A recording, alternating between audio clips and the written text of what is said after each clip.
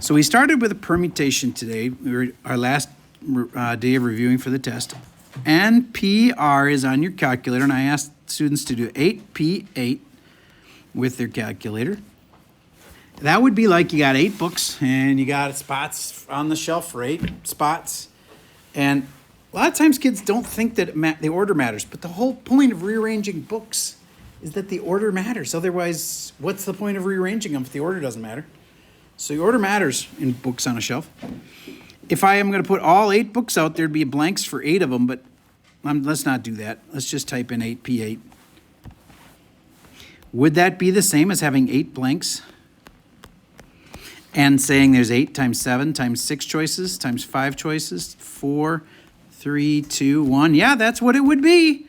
And that is the same as 8 factorial, which is also a thing in your calculator. There is 3 ways you could do this on the calculator. All right. Marcel, what'd you get? 40,320. Thank you. So there's a lot of ways you could arrange those books on the shelf. All right. What if the order doesn't matter? Well, it's a totally different question. Then it's not going to be like ranging books because the arrangements won't matter.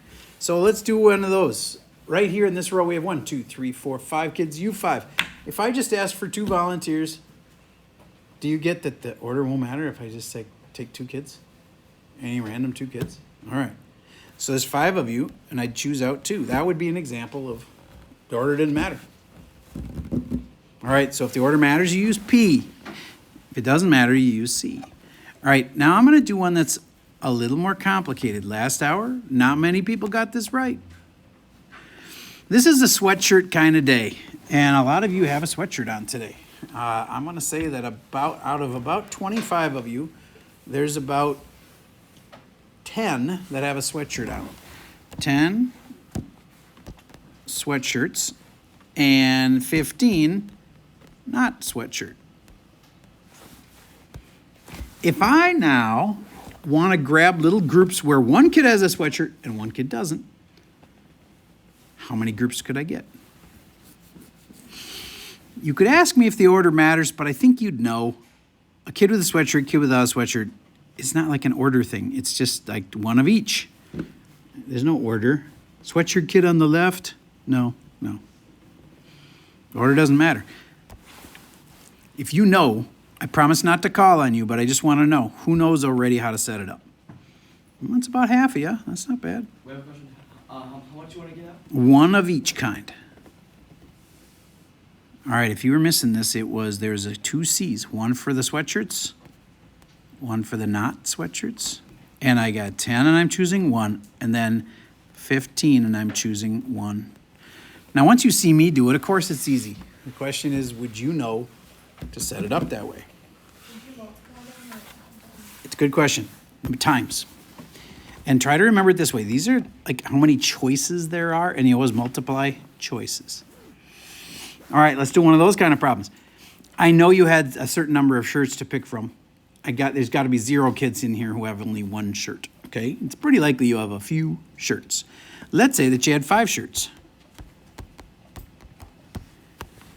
And you had 3 pairs of pants. How many different outfits could you have? And just to clarify, 1 shirt, 1 pair of pants makes an outfit. All you literally have to do is multiply them. I hope you weren't overthinking this. The only way you could get more complicated is if you wanted to say, I want 5 and I'm going to choose 1, but guess what that equals? 5. So why do all the work of that? Or you could say, I have 3 pairs of pants and I'm choosing 1. Again, it doesn't matter. It's going to be 3. So 5 times 3 is 15. You just multiply your choices. All right. But if I said, isn't it possible to wear 2 shirts at the same time? Many people do that. You wear a t-shirt and then you wear a sweatshirt over it. Okay. If you wear 2 shirts, then you could make it more complicated and say 5C2 times 3C1. You get what I'm saying? All right. Okay. Next kind. This is the kind where it's going to happen to you every time you go watch a sports event. I hope you now think of this. It's the end of the game. The 80% free throw shooter walks up to the line. You take a second to Google, like, hey, what is LeBron's free throw shooting percentage? And you know he's at 80% normally. And he walks up to the free throw line and he's going to shoot 4 shots. What's the probability he makes 3 out of the 4? Do you remember how to set this up? For some of you, it's a good thing the test isn't today. He's going to get 4 shots. He wants to make 3.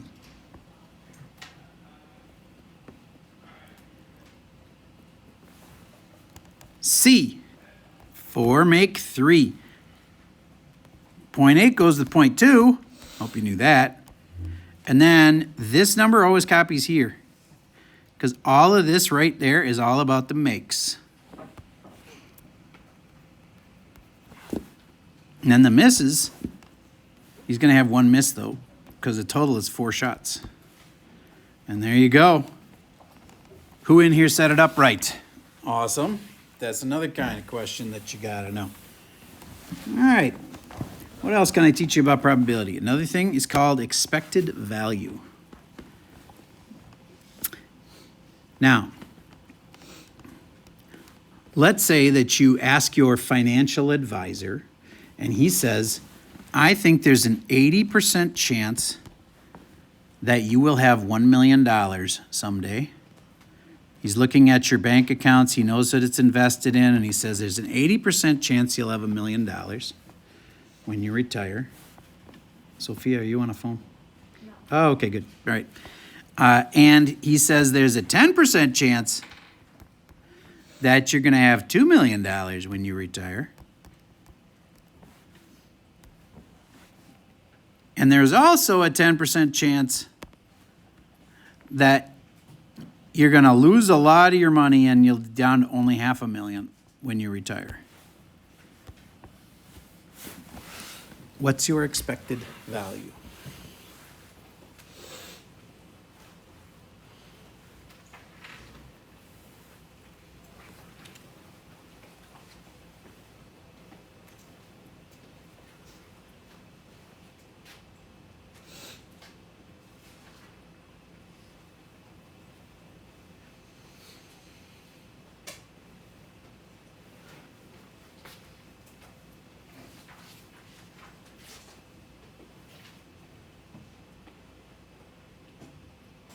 For this one, I would like you to do this on the calculator. Remember, it's the probability times the amount. You keep doing that, and you just add them all up. Get this answer on the calculator, and I'd like to see your calculator screen.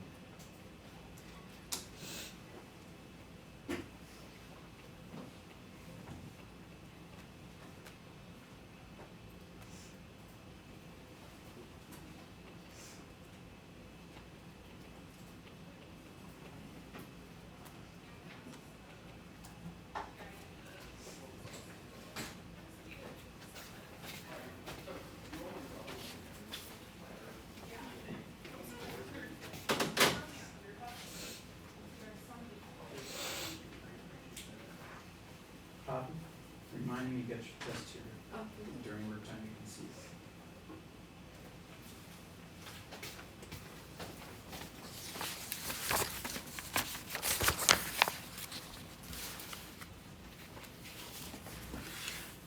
All right, what you get?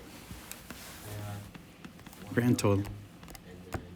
1 comma 050? And then 000? All right. Raise your hand if you had 1,050,000. Okay, good. So that's P times A. Add them all up. All right, next kind. I'm going to roll a die. Normally, you would make a tree for that by having 6 things, but it's just such a pain to make it have so many branches that I'm going to make it different than that.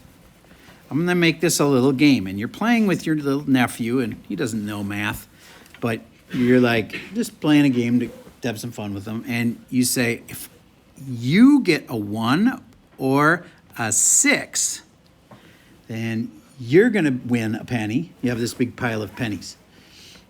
If you get a 1 or a 6, you get a penny. if I get a 2, 3, 4, or 5, I get a penny. He's pretty quickly going to realize you tilted the game towards you. But how would you set up the tree for that? Isn't there a probability that goes here and here?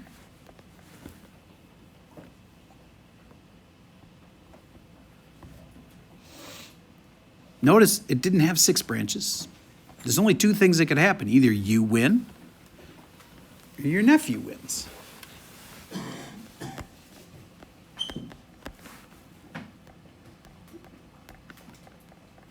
All right.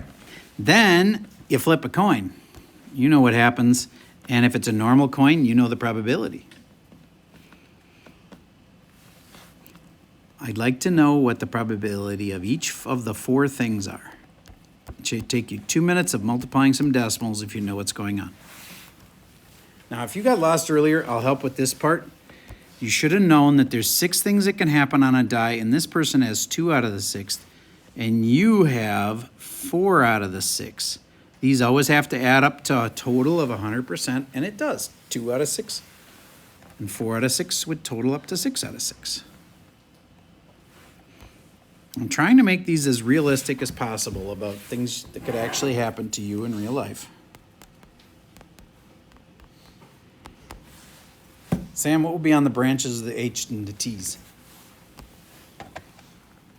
Like the probability here. Would it just be 50? Yep. 0.50 and 0.50. 0.5 and 0.5 is just fine. And then take a second. Actually multiply these out.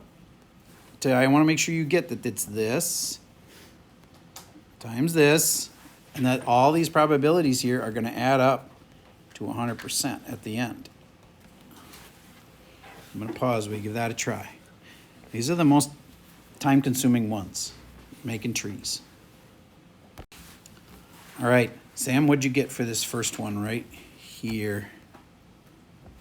You did actually multiply them, didn't you? Oh, come on, you wimped out. Take a second. Do it. I'll come back to you. 26 times 0.5. You've got a calculator, right? All right. Photo, what'd you get for that next one right here? I'm letting Sam do the top one. The second blank.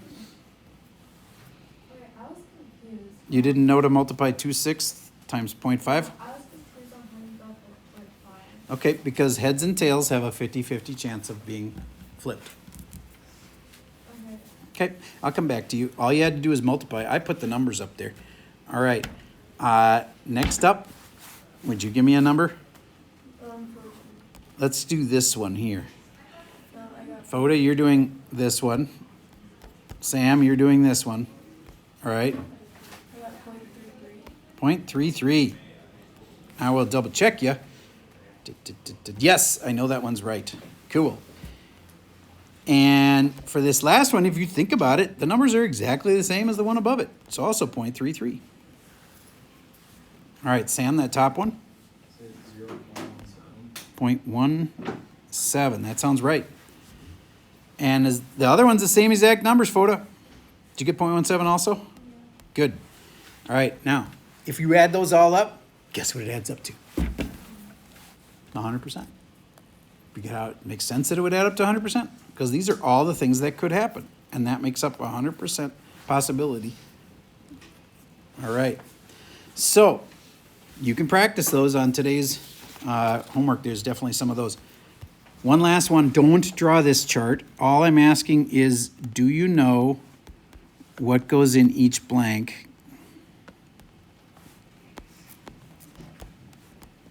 Don't copy this chart. It takes too long. If that's 0.8, do you know what goes here?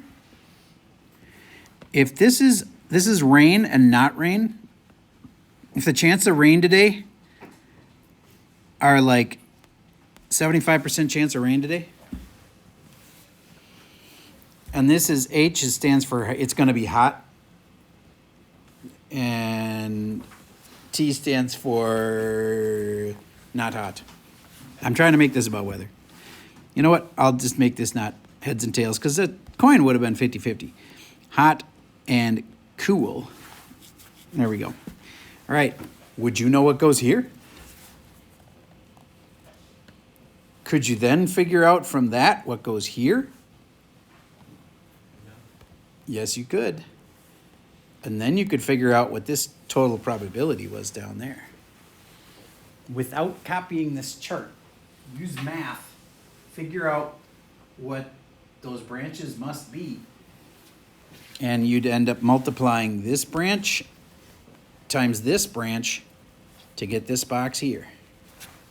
Take a second, figure out what they have to be. You need logic. Don't understand it, I'll show you in a second. You have one like this you can practice on your homework.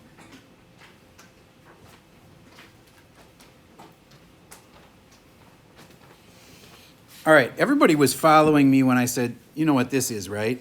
And everybody was like, well, of course, that's 0.8, this must be 0.2. Right? Okay. This one, again, I think most people knew this is 0.25, but maybe you're not processing that these would have to be the same. So then you know what these two are. And it's just that times that. What is 0.2 times 0.25? 0.05. Raise your hand if you knew that. Okay, awesome. All right, so that's another kind of thing we'd expect you to know about those tree diagrams. Tree diagrams really are powerful for figuring out probabilities. I tell my honors class this. Almost every problem on the test you could make a tree for. They're just kind of a pain to make. Could you remove your headphone, please? All right, and now let's do some rearranging of words.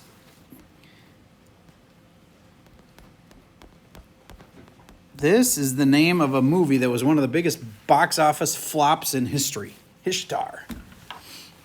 You can look it up. It's really true. We kind of made up a word. It's supposed to be the name of a country. And I think they just didn't want to piss off any countries. And so they made up a name for a country that didn't exist. So my question is, how many different ways could they have arranged those letters? And if you ask me, does the order matter? I would ask you, does the order matter? Yes. Oh yeah, that's quite different, isn't it? So my point is, the order matters.